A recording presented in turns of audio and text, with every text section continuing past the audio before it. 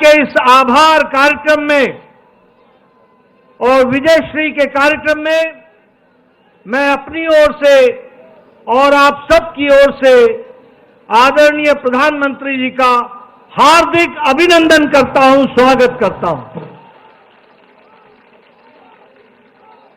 मित्रों, ये ऐतिहासिक दिन, ये विशेष दिन जो आज भारत की जनता ने, महाराष्ट्र की जनता ने और विभिन्न राज्यों के उपचुनाव ने जो संदेश दिया है, वह निश्चित रूप में जिस कार्य को, जिस साधना को आदरणीय प्रधानमंत्री मोदी जी ने देशवासियों की सेवा करने का संकल्प उठाया, उस पर फिर से एक बार जनता ने मुहर लगा दी है।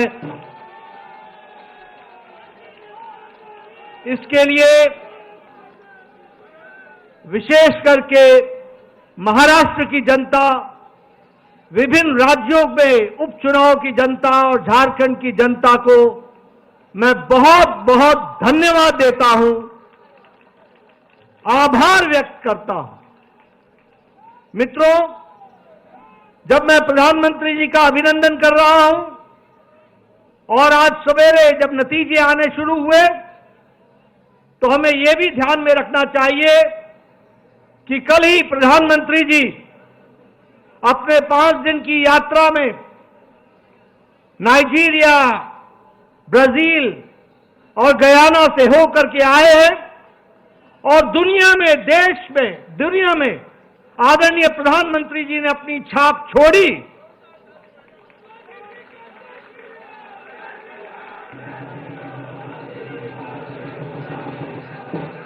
और आप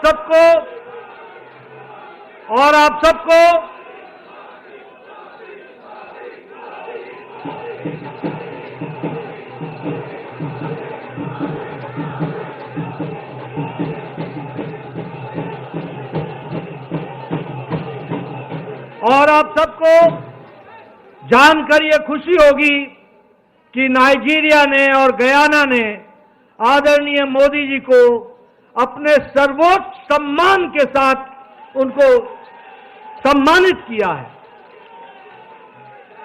ये हम सब के लिए गर्व की घड़ी है, गर्व का पल है, जब अंतर्राष्ट्रीय जगत में आदरणीय प्रधानमंत्री मोदी जी की छवि और भारत की छवि को जो मोदी जी ने दुनिया में पहुंचाया है, उसको दुनिया ने भी माना है और उसको सराहा है।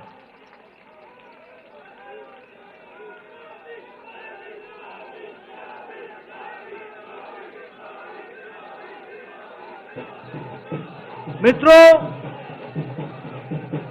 ये जो जीत पिछले आज के दिन महाराष्ट्र में मिली, उपचुनाव में मिली और पिछले दिनों जो हरियाणा में मिली, उसने ये तय कर दिया कि जिस बात को प्रधानमंत्री जी ने रखा, विकासवाद, गांव, गरीब, वंचित, पीड़ित, शोषित, दलित, महिला, युवा, किसान, इनको मुख्य धारा में शामिल करके आगे देश को ले जाना है, इस पर फिर से जनता ने मुहर लगा दी है।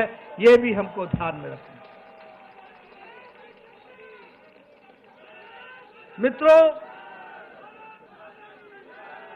यह चुनाव इस बात का भी संदेश देता है कि जो लोग समाज को बांटने में लगे थे, बंटने और बटाने में लगे हुए थे, जो लोग गुमराह करने में लगे हुए थे, उनको मुंह की खानी पड़ी है और प्रधानमंत्री जी का विकासवाद, इसको फिर से देश ने सराहा है। कुछ दिनों से ये इंडिया अलायंस को भ्रम पैदा हो गया था कि वह जनता को संविधान के नाम पर, जाति के नाम पर, धर्म के नाम पर, तुष्टीकरण के नाम पर बात करके वो अपना उल्लू सीधा करेंगे, वो सत्ता पर काबिज होंगे, वो सत्ता के नजदीक पहुंचेंगे। ये भ्रम पैदा हो गया था। इस चुनाव ने और हरियाणा के चुनाव ने उनको जवाब दे दिया है। और फिर से मैं कहूंगा कि प्रधानमंत्री मोदी जी की नीतियों को मुहर लगाई है, यह भी हमको ध्यान रखना है।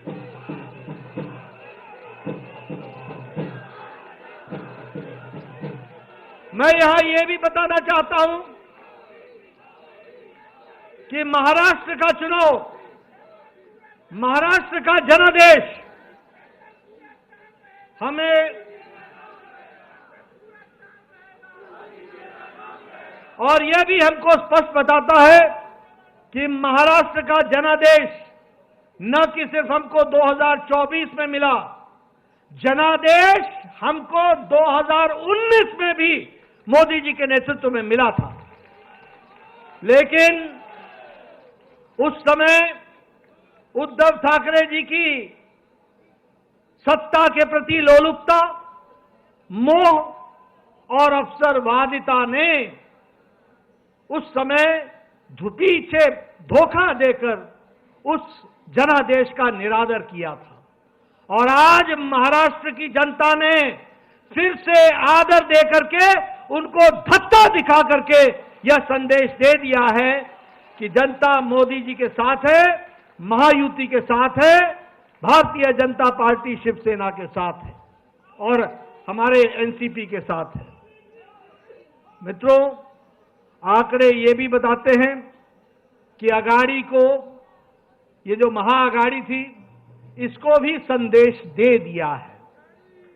और जब मैं संदेश देने की बात कहता हूं तो मुझे कांग्रेस के बारे में प्रधानमंत्री जी ने कहा था लोकसभा के चुनाव के पश्चात कि ये परजीवी पार्टी है, ये बेल की तरह, लता की तरह किसी के साथ चिपक जाती है और जिसके साथ चिपकती है उसको भी सुखा देती है।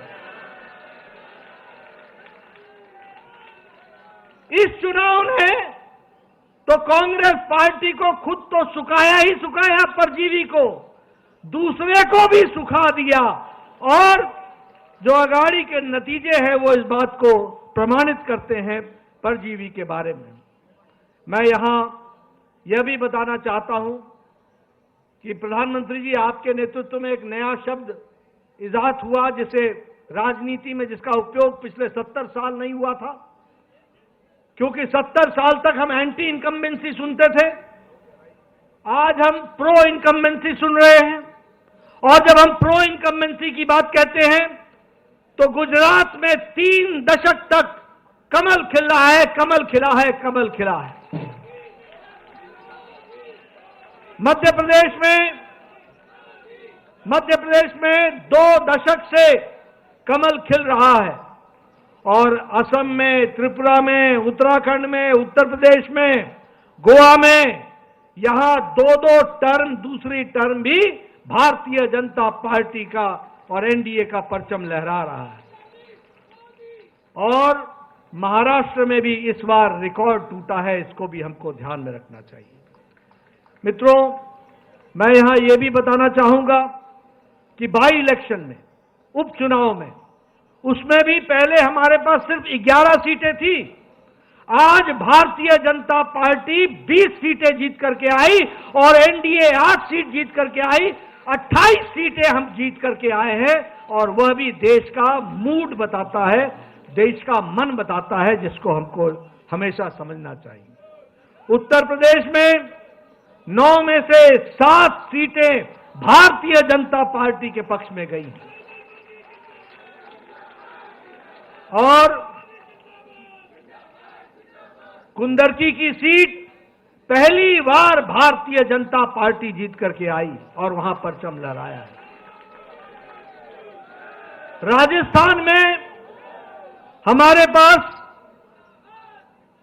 2 सीटें थी एनडीए की, 1 सीट बीजेपी की थी।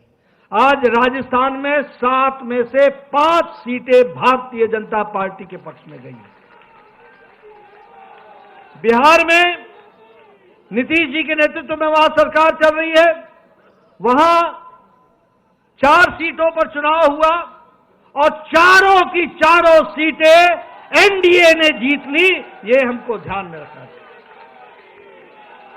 जिसमें से एक सीट हम पार्टी ने रिटेन की, वहीं हमारे जनता दल यूनाइटेड ने आरजेडी से एक सीट बेलमगंज की, वो 32 साल बाद एनडीए के पक्ष में गई और जेडीयू के पक्ष में गई।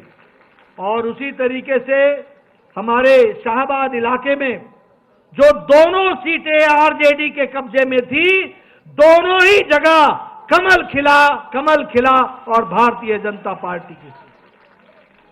असम में हमने पांचों की पांचों सीटें उपचुनाव में जीत ली, एनडीए ने पूरी की पूरी सीटें जीत ली।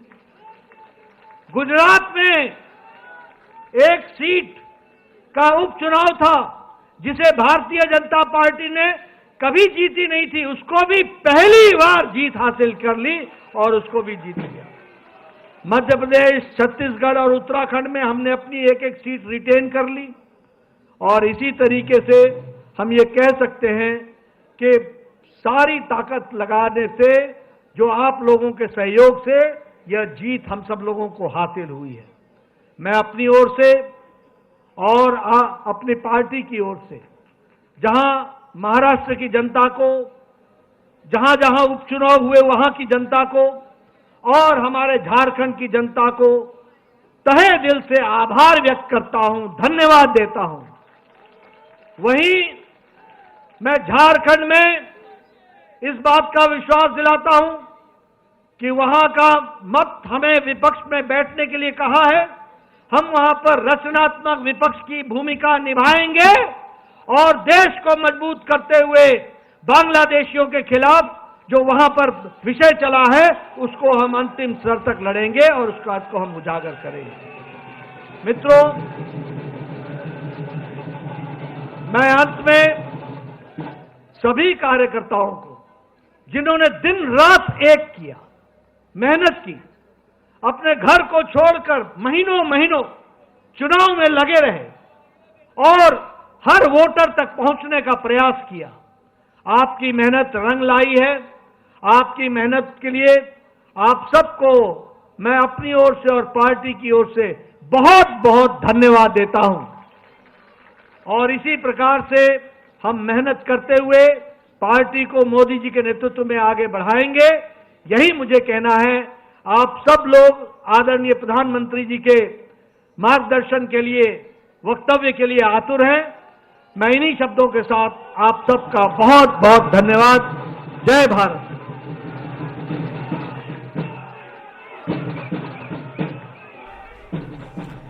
तो बीजेपी अध्यक्ष जेपी नड्डा को आपने सुना, उन्होंने एक एक करके बताया कि किस राज्य में बीजेपी ने आज चुनाव में किस तरह जीत हासिल की है, कितनी सीटें जीती हैं, क्या उपलब्धि पार्टी की रही, और साथ ही साथ उन्होंने विपक्ष को भी निशाने पर लिया। अब प्रधानमंत्री मोदी का संबोधन शुरू होने वाला है और सैकड़ों बीजेपी कार्यकर्ता उत्साहित पहले से ही बीजेपी दफ्तर में डेरा डाले बैठे हैं प्रधानमंत्री मोदी का धन्यवाद, उनका अभिवादन करने के लिए। और जिस तरह हरियाणा में जीत के बाद प्रधानमंत्री मोदी ने कार्यकर्ताओं का आभार जताया था, उन्हें आगे